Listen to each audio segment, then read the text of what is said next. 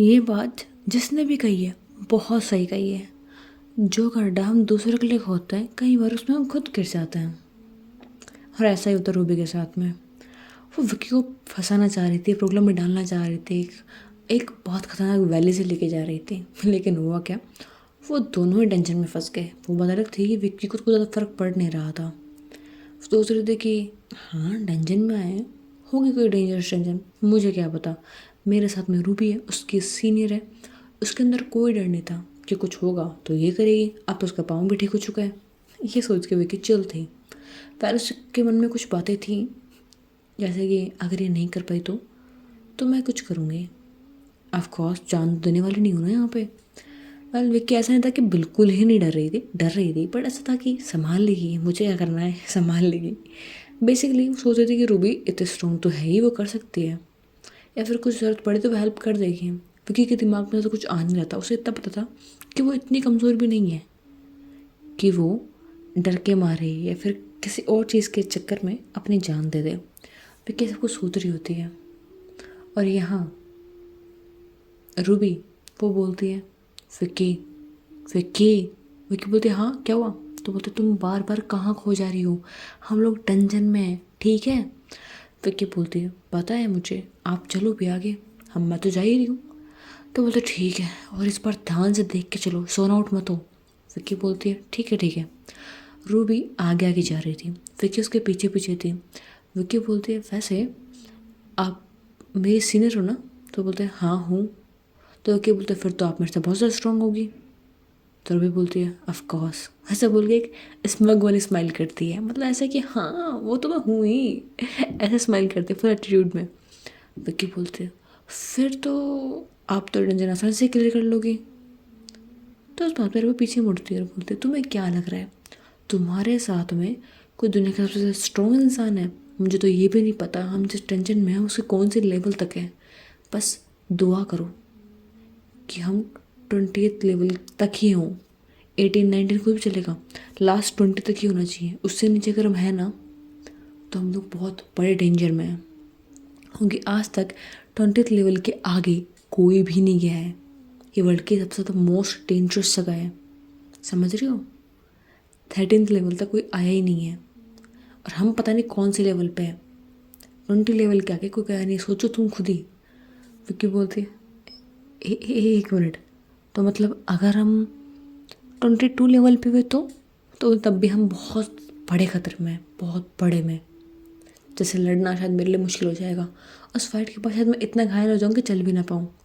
जीतूँगी नहीं वो नहीं पता, अगर जीत गई तो मेरी हालत बहुत गंदी हो गई, और फिर तुम्हें मुझे उठा के आगे लेके जाना होगा एंड वहाँ फिर से लड़ाई करनी होगी। कैसे करोगे।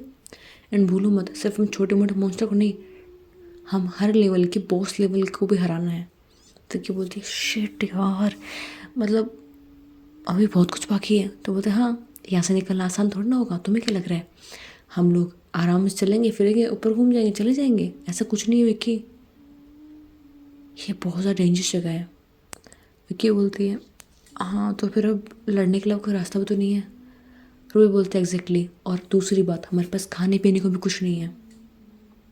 यहाँ पे जो भी डेंजर में आता है ना एडवेंचर्स, उनके पास में खाने के लिए कुछ होता है, हमारे पास कुछ नहीं है, ना खाने को ना पीने को, हम बस आ गए हैं यहाँ पे। ये तो शुक्र मानो कि हमारे पास में कुछ वेपन्स है, जो मैंने तुम्हारे गर्दन पर रखने के लिए, तुम्हें मारने के लिए निकाला था। तुम पे इतना गुस्सा जो आया था मुझे। और भूलो मत यहाँ से बाहर निकलने के बाद तुम्हें जान से मार दूंगी। विकी बोलते पहले निकल तो लो, निकल जाए पहले, फिर आपको मारना है मार देना। वैसे भी टेंशन से निकल जाए जिंदा, वही बहुत है अभी के लिए। तो रूबी बोलते एग्जैक्टली, इसलिए तुम्हें जिंदा छोड़ा हुआ है। ज़रूरी नहीं कि तुम्हें प्रोटेक्ट कर पाऊँ, लेकिन हो सकता है कि तुम बेट बन जाओ। विकी बोलते बेट। तो बोलते हाँ, अगर कोई बहुत बड़ा डेंजर है मैं लड़ नहीं पाई तो तुम्हें फेंक के वहाँ चली जाऊँगी, कम से कम मैं तो बच जाऊँगी ना। विक्की रूबी की तरफ देखते हुए बोलती है हाँ मुझे मन के लिए छोड़ दोगी। तो बोलते ऑफ कोर्स, इसलिए तुम्हें साथ में लेके जा रही हूँ। विक्की बोलती है अच्छा एक काम करो, मुझे पुश तो करो देखे पर, थोड़ा बहुत पुश करो। तो बोलते इसमें क्या है, ऐसा बोल के विक्की को हल्का सा पुश करती हो। वो देखते विक्की हिलती तक नहीं है उससे। विक्की बोलते वंस मोर एक बार ट्राई करो। फिर वो देखते हुए कि अब भी नहीं हिल रही होती है। तो बोलते तुम हिल क्यों नहीं रही। विक्की बोलती क्योंकि आप हो कमज़ोर निहायती, हाथों में तो दम नहीं कि मुझे हिला सको और बोल रहे मुझे फेंक के चली जाओगी, उठा भी पाओगी मुझे? तो मधु सॉरी रूबी बोलती है एक सेकंड, तुमने भारी अभी मुझे बोला था, अब खुद भारी हो गई। विकी बोलती भारी नहीं बोलते इसे, इसे कमज़ोरी बोलते हैं जो आप में है। मैं भारी नहीं हूँ, और हूँ भी तो कोई फ़र्क नहीं पड़ता मुझे। वेल इन बातों से तुम्हें फ़र्क पड़ता होगा कि मैं भारी हूँ, तुम मोटी हूँ, आई डोंट केयर, हूँ भारी, जो करना है कर लो। वैसे भी भारी का कोई तो फ़ायदा हुआ, कम से कम आप मुझे फेंक के तो नहीं जाओगी किसी चारे की तरह। तो अब रूबी जी आप क्या करने वाली है, अब मुझे बताएंगी? रूबी बोलती है तुम्हें साथ में जाने के लिए कोई रास्ता तो है नहीं, चलो साथ में। विक्की हंसती है और बोलती है बाय द वे रूबी जी जितना पूरी बनती है उतनी आप है नहीं वैसे। रूबी बोलती है अच्छा, और तुम्हें ऐसा क्यों लग रहा है? तो विक्की बोलती है अरे रूबी जी क्या बताएं हम आपको, आप में फेंकने की तो बोल रहे हो लेकिन आप फेंक नहीं पाओगे, इतना प्योर दिल आपका है। मुझे नहीं पता वो मेरे से किस बात पे गुस्सा है, पर जिस भी बात पे गुस्सा है मैं बता दूँ, मैं बुरी इंसान नहीं हूँ। तो बोलते हाँ पता है मुझे कितनी बुरी इंसान नहीं हो तुम। फिर क्यों बोलते अच्छा अच्छा ठीक है, ये बताइए आपको क्यों लगता है कि मैं कोई बुरी इंसान हूँ? तो फिर गुस्से में देखती है की तरफ बोलती है बताऊँगी, ज़रूर बताऊँगी, तुम्हें जान से मारने से पहले यही सवाल पूछूंगी, सारे सवालों के जवाब ढूंढूंगी मैं, उसके बाद तुम्हें जान से मारूंगी। विकी बोलती है ओह ओके ओके, चलो ठीक है, कम से कम मरने से पहले तो पता लग जाएगा ना कि रूबी हमसे नफरत करती क्यों है, राइट रूबी जी? ऐसे बोलते वक्त विकी रूबी के थोड़ा पास जाती है, उसके फेस के बिल्कुल पास में जाती है, उसके आंखों में आंखें डाल के बोलती है बात। तो रूबी एकदम चुप हो जाती है और बोलते हैं दूर रहो, दूर दूर। विकी बोलती है अच्छा अच्छा ठीक है, काम डाउन। फिर से बोल के तुरंत रूबी की तरफ एक बार देखते अचानक से उसकी गर्दन पकड़ते अपने करीब कर लेते, साइड में हो जाती है। यहाँ पर रूबी चिल्लाती बोलती क्या कर रहे हो? विकी बोलती चुप, बिल्कुल चुप। रूबी को समझ में नहीं आता, रूबी को तब पता होता है विक्की ने उसके मुंह पे हाथ रख दिया और वो अपने राइट साइड देख रही है जिधर की तरफ लोग जा रहे थे। वहाँ पे एक मॉन्स्टर था, और वो कोई छोटा मोटा मॉन्स्टर नहीं था, मतलब साइज में छोटा ही था, इतना बड़ा नहीं था, इनसे तो हाइट थोड़ी छोटी होगी, बट वो डेंजरस एंड फास्ट, वो बहुत ज़्यादा था। उसके हाथ जैसे कि तेज़ धार के कुछ बने हों, जैसे कोई नाखून सा नहीं होता या फिर एक शार्प चाकू जैसा, बिल्कुल वैसा था उसका हाथ कि अगर टच भी हो जाए तो एकदम गंदा सा कट लगेगा। उसके हाथ ही उसकी स्वॉर्ड थी, तलवार थी, और उसकी स्पीड इनक्रेडिबली फास्ट थी। ये बात जानती थी रूबी, इसलिए वो चुप हो जाती है, कोई शोर नहीं करती है। वो सोचती है कि वो मॉन्स्टर चुपचाप वहाँ से निकले तो अच्छा है, अगर इन्होंने फाइट करी तो बहुत बुरी हालत होने वाली इनकी। वेल रूबी उससे तक घबरा नहीं रही थी, वो ये सोच रही थी कि वो विक्की को कैसे प्रोटेक्ट करेगी। वो लड़ लेती उससे, क्योंकि भले ही वो डेंजर लेवल पे था लेकिन डेंजर बहुत ज़्यादा डेंजरस तो नहीं था, डेंजरस था बट इतना नहीं कि डेंजर बहुत जितना मान सके मुझे। उसे धीरे धीरे हरा सकती है, और सबसे बड़ी दिक्कत अगर वो उसे जान से मार देती या फिर उस मॉन्स्टर को लगता कि मैं जान से मरने वाला हूँ, उसकी जान जाने वाली है, तो वो एक शोर करता है जिससे कि उसके जितने यहाँ 10 से 15 एक सेकंड में इकट्ठे हो सकते हैं। इसलिए उसे इग्नोर करना बेस्ट था। लेकिन विक्की रूबी की तरफ देखती हुई बोलती है क्या इसे रहना मुश्किल है? तो बोलता हाँ, बट इतना भी नहीं। वो सिर्फ इतना ही बोलती है। विक्की बोलते फिर ट्राई करते हैं। विक्की सबल के पीछे जा के निकल जाती है।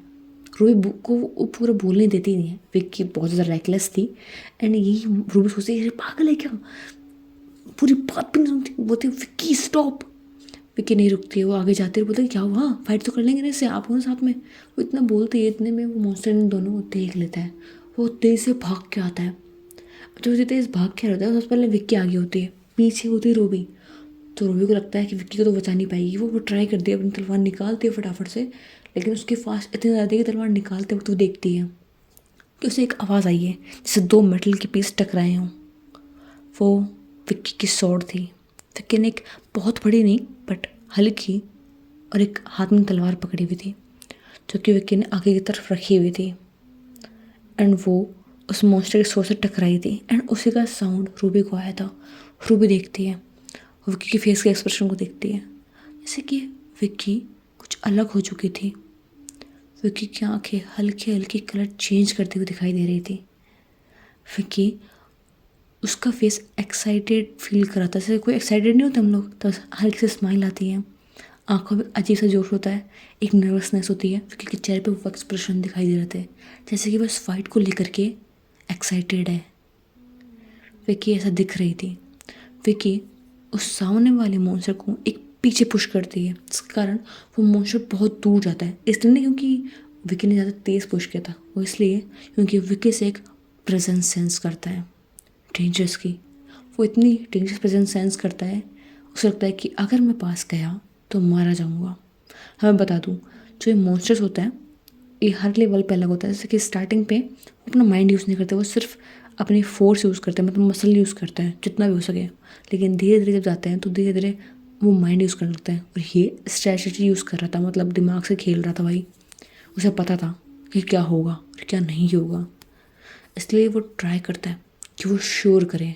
लेकिन उससे पहले विक्की अपने पाँव के पास जाती है, वहाँ से एक नाइफ निकालती है एंड सीधा उसी गर्दन में मारती है, जिसके कारण वो कोई शोर नहीं कर पाता।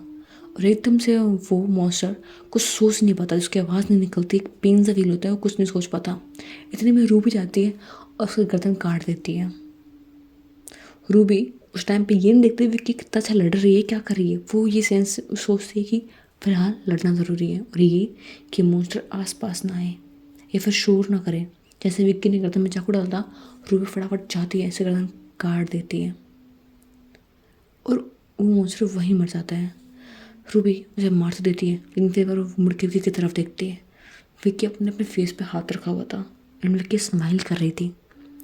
विक्की एक क्रीपी और एक अजीब से बैडस पर्सन लग रही थी। पर वो विक्की की तरफ देखते कुछ समझ नहीं पाती है कि विक्की स्माइल क्यों कर रही है। विक्की स्माइल करती रहती है और बस वो बोलती है, I am excited now, I want more. वो सब बोलती है। इतने में ही रूबी उसके कंधे पे हाथ रखती है और बोलती विक्की। तो विक्की अपनी आँखें खोलती बोलती है, हाँ क्या हुआ? तो तुम ठीक हो? तो बोलते हैं, हाँ। मेरा थ्रू देखा कितना मस्त था ना, से जाके गर्दन में लगा है उसके। तो बोलते हैं, हाँ वो ठीक है, पर तुम्हें भी क्या हुआ था? विक्की बोलते कुछ भी तो नहीं। आप ऐसे बातें क्यों कर रहे हो? चलो भाई आगे बढ़ना है हमें। तो बोलते ठीक है वेट विक्की, आगे बढ़ने से पहले हमें यहाँ सर्वाइव कैसे करना है वो देखना है। आगे हम ऐसे गोरी मॉन्स्टर मिलेंगे, लेकिन जिस एरिया में हम हैं वहाँ पे कोई सेफ एरिया देखना पड़ेगा जहाँ पे हम लोग थोड़ा आराम कर सकें। तुम जानते हो हम पिछले 2 घंटे से चले जा रहे हैं, एंड मैं ये नहीं बोल चलना मुश्किल है, बट आगे और भी खतरा आएगा, उसके लिए हमें तैयारी करनी होगी। तो क्या बोलती है, तो ठीक है देखते हैं ना, आगे चलेंगे तब तो देखेंगे कि सेफ जगह कहाँ पे है, और हमें कुछ पीने को तो मिल जाए, खाने का तो पता नहीं बट पीने को कुछ मिल जाए। तो बोलते हैं हाँ ये बात तुमने सही बोली। ऐसा बोल के वो जाती है विक्की के साथ में, और ये एक सेफ जगह ढूंढ रहे होते हैं। मैं डंजन ऐसी नहीं होती कि एकदम सीधा रास्ता होता है, नहीं, उसमें बहुत सारे रास्ते होते हैं जो कि आपको अलग अलग डायरेक्शन में लेके जाएंगे। एंड वहाँ पे एक केव होती है, मतलब केव के अंदर और केव्स होती हैं अलग अलग। तो वो एक केव की तरफ जाते हैं, वहाँ देखते हैं कि यहाँ जगह ठीक है, लेकिन वो एक वहाँ पे एक साउंड भी आ रहा होता है जैसे पानी की गिरने का। विक्की बोलती है, आपको आवाज़ आ रही है पानी के गिरने की? तो रूबी बोलती है, तुम्हारे कान बज रहे हैं, माना में पानी चाहिए, बट मुझे नहीं लगता कि हम जिस भी लेवल पे हैं उस वहाँ पे पानी मिलता होगा। हाँ डेंजर में से बहुत सारे एरिया होते हैं जहाँ पे खाने की चीज़ें और पानी की चीज़ें मिल जाती हैं, बट दोनों साथ में तो बिल्कुल नहीं होते। एंड मुझे नहीं लगता इस जगह पे पानी की कहीं होगी। विक्की बोलते बट मुझे आवाज़ आ रही है। तो बोलते कहाँ है तुम्हारे कान बज रहे होंगे? पर विक्की फिर कुछ ज़्यादा बोलते नहीं, मैं चुपचाप बैठ जाती है, बट विक्की कान में आवाज़ वो गूंज रही होती है बार बार। विक्की उठती है, वो जाती है, वो देखती है कि सामने जो दीवार है उसी के पास से उसे आवाज़ आ रही है। उससे अपने कान को लगाती है, जैसे कान से लगाती है विक्की देखती है कि जो दीवार है वो मूव कर रही है।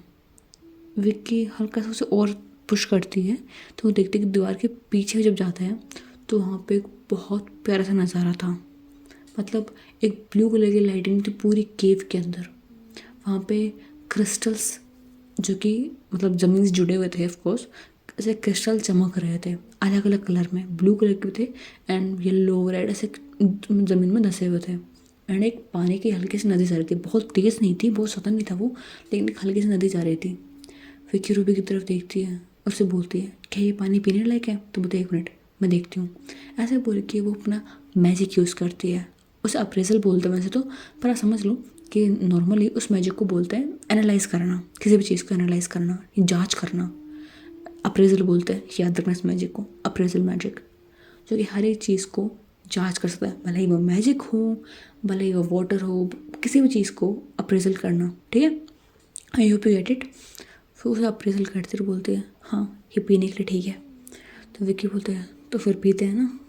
दोनों को बहुत ज़्यादा प्यास लगी पड़ी थी, दोनों के पास में कुछ था तो नहीं, बट फिर विक्की देखते हैं आसपास और बोलते कि कुछ है तो नहीं, वो डायरेक्ट पानी पी लेते हैं, बट कुछ चाहिए हमें कैरी करने के लिए अपने साथ में पानी। तो रूबी बोलती तुम उसकी फिक्र मत करो, वो मैनेज मैं कर लूँगी। ऐसे बोलकर मैजिक यूज़ करके आसपास जितने मटेरियल होते हैं वो उनसे मैजिक से वो चीज़ बना देती है। वेल आर्टिफैक्ट भी एक तरह का मैजिक ही होता है यहाँ पे, जो हमारे यहाँ पे लोग मेहनत हाथों से करके बनाते हैं वो मैजिक से बन जाता है, पर उसके लिए भी टेक्निक चाहिए होती है। ऐसा नहीं कि ऐसे ही बन जाता है कि मैजिक यूज़ कर बन गया, उसके लिए भी काफ़ी प्रैक्टिस करनी पड़ती है। कोई भी चीज़ ईजी नहीं होती है, भले ही मैजिक से क्यों ना हो, उसके लिए भी सीखना पड़ता है, उसे टाइम देना पड़ता है। पहले सब कुछ करने में मधु को कम से कम 30 मिनट लगती है 2 वाटर बॉटल बनाने में, और मतलब कैरी करने में भी ईजी हो वो, ऐसा नहीं कि बहुत बड़ी हो जाए और बहुत छोटी हो जाए, carry easy to carry and उसमें बहुत सारा पानी आ सके। मैजिक यूज़ करते जैसे कि उसमें जितना डेप्थ दिख रही थी उससे कई ज़्यादा डेप्थ थी। तो इस कारण से लोग पानी की बोतल भर लेते हैं, पानी पीते हैं, थोड़ी देर वहीं रुकते हैं। पहले विक्की बोलती है रूबी मुझे बोलना तो नहीं चाहिए पर मैं बोल देती हूँ। रूबी बोलती है हाँ बोलो। यहाँ पानी है तो क्या यहाँ मॉन्स्टर भी होंगे? विक्की का सिर्फ इतना कहना ही होता है तो रूबी अपना अप्रेजल मैजिक उस पूरी जगह पे यूज़ करती है, सिर्फ पानी पे नहीं पूरी जगह पे। और वो बोलती है शिट। तो बोलती क्या हुआ? We are surrounded. विक्की समझ जाती है कि हमारे आसपास एक नहीं दो नहीं शायद उससे भी ज़्यादा मॉन्स्टर्स हमें घेरे हुए हैं और वो दूर से देख रहे हैं हमारी मूवमेंट को, और वो सिर्फ इंतज़ार कर रहे हैं हम कब अपना गार्ड डाउन करें, कब हम रिलैक्स हो जाएं और कब हम पे वो अटैक करें। वो इतना सोचता ही है। और दूसरे हम देखते हैं मधु, वो सो नहीं पा रही थी, बैठ नहीं पा रही थी, ऊपर से में भरी जा रही थी, उसे टेंशन हो रही थी विक्की की बहुत ज़्यादा। उसे इतनी टेंशन थी वो सुबह से परेशान घूम रही थी, इसलिए अपने स्वॉर्ड प्रैक्टिस वो करती है। आज वो खुद को बहुत ज़्यादा ट्रेन करती है, जितना शायद यहाँ आने के बाद में वो उतना नहीं करती थी जितना उसने आज किया था। मतलब हर एक टाइम पे वो अपने वो फ्री नहीं छोड़ रही थी। फिर वो जाती है, बैठ जाती है, थोड़ा थक जाती है, बैठ जाती है और वो देखती है कि महल की तरफ एक गैरेज आ रहा है। उस गैरेज पे एक इंसान बैठा है। वो गैरेज आता है, वहाँ से वो आदमी उतरता है, वो मधु के पास जाता है और वो जा करके अपनी नींद से बैठ जाता है और वो हाफते हुए बोलता है प्रॉब्लम हो गई है। तो बोलते कि क्या हुआ है? वेल जो गैरेज यूज़ कर रहा था वो और कोई नहीं था, वो पर्सनली मधु का गार्ड था, या फिर उन्हें शैडो मेंबर भी बोल सकते हो, जो कि रॉयल फैमिली के बहुत ज़्यादा वफादार हुआ करते थे। एंड वो मधु को और सिर्फ किंग को सर्व करते थे, इन दोनों को ही जो भी इंफॉर्मेशन होती थी वो इनको ही बताते थे। एंड जो किंग थे उन्होंने एक शैडो मेंबर को इन लोगों के साथ में भेजा था, विक्की के साथ में भेजा था कि कोई प्रॉब्लम हो कोई भी चीज़ हो तो वो जल्दी से जल्दी यहाँ पे आ जाए और इन्हें इन्फॉर्म कर दे। ऑफकोर्स उनका फ़ोन तो थे नहीं तो बता दें। और टेलीपैथी इतनी दूर से यूज़ नहीं होती है, बेसिकली एक रेंज होती है टेलीपैथी की भी, इतनी दूर से यूज़ नहीं होती कि भाई तुम यहाँ बैठे हो तो अमेरिका में फ़ोन, ऐसा नहीं है। टेलीपैथी एक मीडियम रेंज होती है एंड हर किसी को यूज़ करना नहीं आता टेलीपैथी। बेसिकली वो आ जाता है और जब ऐसे बोलते तो मधु बोलती है हुआ क्या है? तो बोलते इतना तो मुझे नहीं पता, बट जहाँ हम लोग रात को रुके थे सुबह जब हम लोग उठे तो उसके पास में मैजिक सर्कल था, टेलीपोर्टेशन। तो मधु बोलती है और वो कहाँ का था? तो वो बोलता है वो एक जगह का नाम लेता है। ये सुनते ही मधु तुरंत खड़ी हो जाती है और बोलती है आर यू श्योर? तो बोलता है जी। तो बोलता है ठीक है। वो तुरंत किंग के पास जाता है, मधु उनको पूरी चीज़ बताती है कि वो कहाँ गए हैं। वेल जो कंट्री थी वो बहुत से इनके बीच में थोड़े बहुत क्लैश चलते थे। एंड किंग और दूसरे कंट्री के किंग, वो दोनों ही उन दोनों के बीच में थोड़ा सा बोलते हैं ना, पहले बहुत अच्छे फ्रेंड थे, लेकिन इन लोगों से कुछ प्रॉब्लम थी जिसकी वजह से इन दोनों कंट्री की इतनी बनती नहीं थी। बट ऐसा नहीं था कि दोनों बिल्कुल ही नहीं मानते थे या फिर वॉर करते थे, ऐसा भी नहीं था। बोलते हैं ना, फ्रेंड के बीच लड़ाई हो जाती है एंड वो दोनों किंग है तो कुछ तो दिक्कत होती है, वैसे ही दिक्कत थी। और जब किंग के पास ये चीज़ लेके जाती है तो बोलता है कि हम ऐसे ही नहीं आ सकते, हमें पहले पूरा प्रोसीजर करना पड़ेगा। मधु यहाँ टेंशन में होती है, वो जानती थी कि दूसरे वर्ल्ड की है। एंड सबसे बड़ी चीज़, विक्की के पास में अभी वो कर्स है। विक्की शायद लड़ना भी जाए तो शायद नहीं लड़ पाएगी, या फिर वो कर्स विक्की ऊपर कितना हावी हो जाएगा उसे नहीं पता।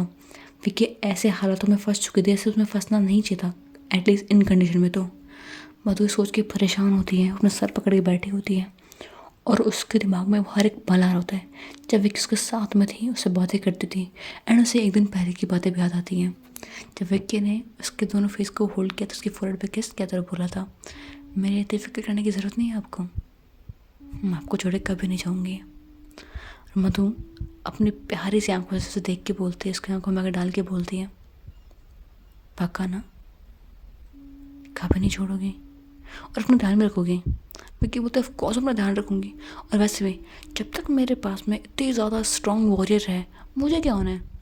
वेल, होना तो ऐसा चाहिए था कि मैं आपको प्रोटेक्ट करूँ, लेकिन मुझे कोई दिक्कत नहीं है अपनी पत्नी से, वो अगर मुझे प्रोटेक्ट करे तो मैं उसकी बॉडीगार्ड नहीं, अगर वो मेरी बॉडीगार्ड बन जाए तो। मधु सुन के हंसते और बोलते ठीक है, वैसे तुम्हें थोड़ा स्ट्रॉन्ग तो होना पड़ेगा ना, अब ज़रूरी नहीं तुम्हारी बॉडीगार्ड तुम्हारे साथ हमेशा हो। वेल, विक्की सुन के हंसती और बोलती है तो मेरी बॉडीगार्ड जी, आप मुझे लड़ना सिखाएंगे ना। तो बोलते हैं ठीक है, कल से। ऐसे बोल के मधु से फोrehead पे किस करती है। एंड मधु के दिमाग में सिर्फ ये बातें आ रही होती है और सोचती है, हाँ मैंने विक्की को कहा था मैं सिखाऊंगी, लेकिन किससे पता था कि उससे पहले उसके लिए कोई टास्क आ जाएगा एंड उसे जाना पड़ेगा। इस वक्त मधु बहुत ज़्यादा परेशान होती है और कुछ सोचने समझने की हालत में नहीं होती है। उसका मन करता है कि वो अभी के अभी यहाँ से निकल जाए, पर वो जानते थे कि बिना परमिशन के वो वहाँ नहीं आ सकती, उस किंगडम के अंदर वो अपना पाँव तक नहीं रख सकती। मधु बहुत देर तो बैठी रहती है, सोचती रहती है। और फिर मधु के दिमाग में एक चीज़ आती है जो कि हाँ बता दूँ, जब तक मधु ये चीज़ सोचती है मधु को पूरा एक दिन गुजर चुका था। एंड विक्की, और वहाँ पे भी हम बताएंगे उस पूरे एक दिन में क्या हुआ, अभी बताएंगे हम। उससे पहले हम देखते हैं मधु सोचती है, क्यों ना मैं उस सर्कल के पास चली जाऊँ, वहाँ से टेलीपोर्ट में खुद होकर चली जाऊँ। हाँ, अगर मैं वहाँ से गई तो कोई दिक्कत भी नहीं होगी ना, बोल देंगे कि मैं चार्ज करने की थी, मैं गलती से मेरे पाँव में वहाँ रख गया। हाँ, बट कहीं ऐसा नहीं कि वो टेलीपोर्टेशन सर्कल इतना कमज़ोर था कि विक्की को और रूबी को साथ, एक सेकेंड, रूबी रूबी साथ में। अब जब तक टेंशन थी वो अब जलेस में बदल रही थी कि कहीं कुछ हो ना जाए। मैं जानती थी कि भरोसा करती थी, लेकिन जेलसी तो थी थोड़ी बहुत, लेकिन टेंशन ये थी कि रूबी के साथ में रहेगी, कहीं वो ये ना जान जाए Vicky is not a boy, is a girl, उसे पता लगे तो बहुत बुरी हालत हो जाएगी। वो सोच रही थी सब कुछ, उसके दिमाग में अब बहुत सारी चीज़ें थी कि एक तो जान की फिक्र, उसके जेंडर ना पता लगने का फिक्र, और सबसे बड़ा डेंजर विक्की का कर्ज। थोड़ी जेलसी भी, मतलब मधु अब पूरी तरह से पागल हो चुकी थी, बेचैन हो चुकी थी। वो सोच लेती कि वो जाएगी, वो जाती है अपने हॉर्स से बैठ जाती है और अपने हॉर्स को बहुत तेज़ चलाती है। लगभग 2 से 3 घंटे में वो जहाँ पे पहुँच जाती है। वो जाती है उस मेरे सर्कल को देखती है और देखते ही वो एकदम सैड हो जाती है। फिर वहाँ किंग पैलेस होता है, मधु की तरफ देखते हैं, वो देखते हैं कि वो यहाँ पे आ चुकी है। तो मधु की तरफ जाते हैं और कहते हैं, मुझे पता तुम यहाँ पे आओगी, पर इतनी जल्दी आओगी ये नहीं सोचा था। मधु बोलती है, आपको पता था मैं यहाँ पे क्यों आऊँगी। वो बोलते मुझे पता तुम्हें विक्की की फ़िक्र है, पर तुम्हें इतनी फिक्र करने की ज़रूरत नहीं है, उसके साथ में उसके डेविल्स हैं जो कि उसे बचाएंगे। वो बोलती आपको पता है ना डेविल्स के ज़्यादा स्ट्रॉन्ग होता है, कहीं प्रॉब्लम ना हो जाए विक्की को, और मुझे नहीं पता कि अभी वहाँ पे क्या चल रहा होगा क्या नहीं, कितने प्रॉब्लम से वो लोग फंसे होंगे। और आप जानते हो ना ये टेलीपोर्टेशन कहाँ खुला है, उस टेंशन में आज तक कोई गया भी नहीं, और ये भी नहीं पता मैं कि कौन सी लेवल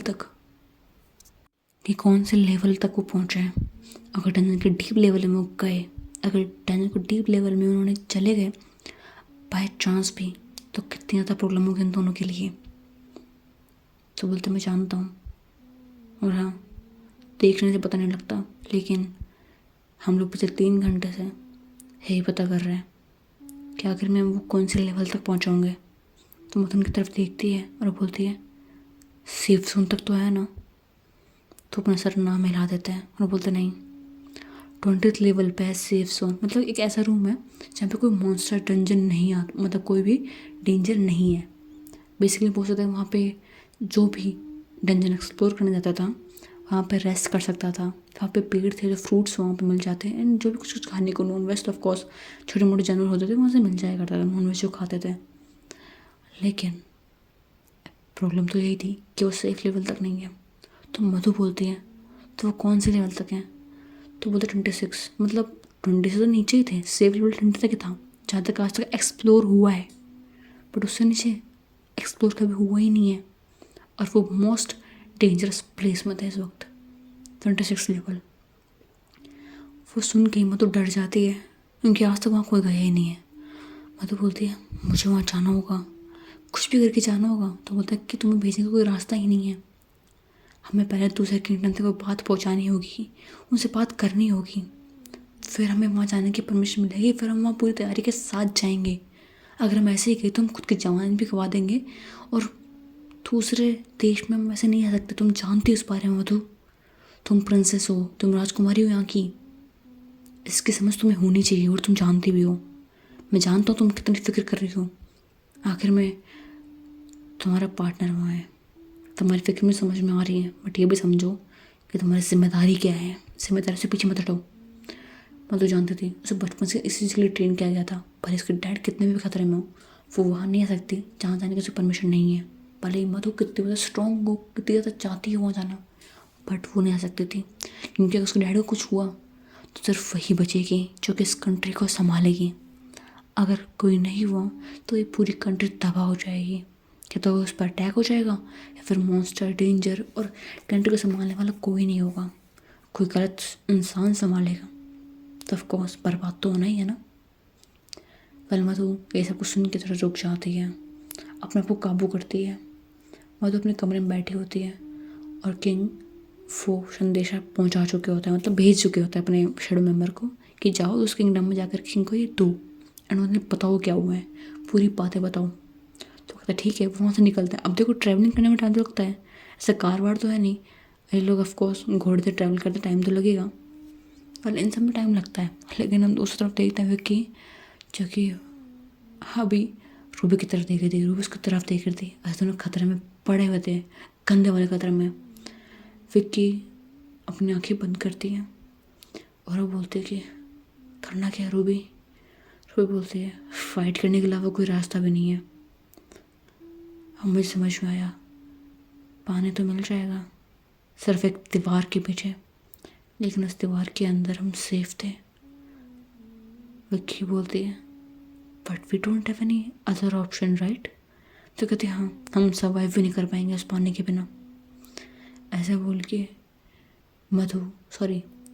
रूबी विक्की की तरफ देखती है, वो देखती है और बोलती है, आर यू रेडी?